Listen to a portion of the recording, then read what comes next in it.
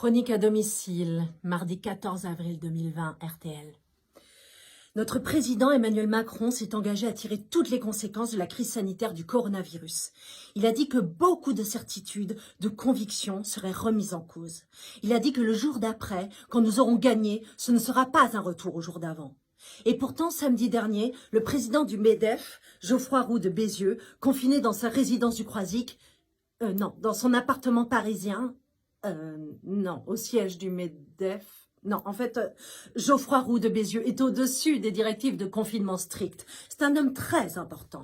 Il a déclaré que les Français devront s'attendre à travailler un peu plus. Et ce, en supprimant des jours fériés, en allongeant le temps de travail et en jouant sur les congés payés.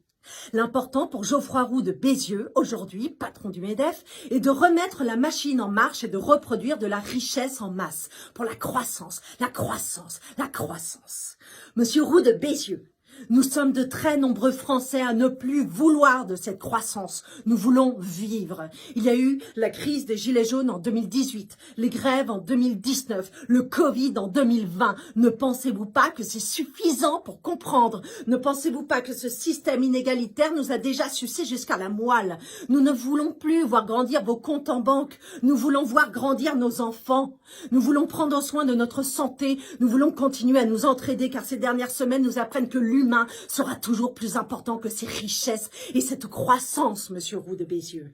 Oui, le PIB dégringole. Oui, nous nous attendons à une récession économique exceptionnelle. Nous le savons, mais nous ne voulons plus de ce système. Ce système libéral est mort. La consommation excessive est morte. Nous voulons vivre et non pas avoir. Nous voulons de l'éducation. Nous voulons de la culture. Nous voulons du service à l'humain. Nous voulons de l'égalité. Nous voulons de l'agriculture biologique locale. Et n'allez pas prétendre que ces activités ne génèrent pas d'économie, ce n'est que mensonge. On sait très bien que personne n'hésitera à nous faire passer à la caisse, mais ne comptez pas sur nous pour nous réduire en esclavage et vous permettre de garder votre niveau de vie.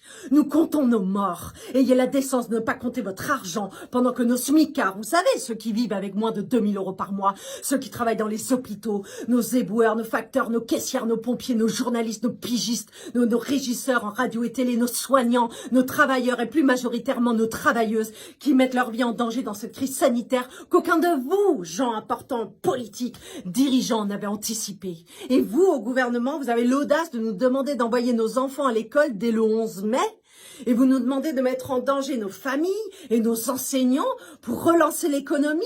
Mais taisez-vous et comptez nos morts car ce n'est pas fini. Et réfléchissez aux propos de Steve Jobs qui en 2005, atteint d'un cancer, avait prononcé ces mots. La mort est très probablement la meilleure invention de la vie. C'est l'agent du changement dans la vie. Elle efface l'ancien pour faire place au nouveau. Alors balayons l'ancien, balayons ce système et soyons résilients, mais vraiment résilients, et pas seulement pour l'effet d'annonce.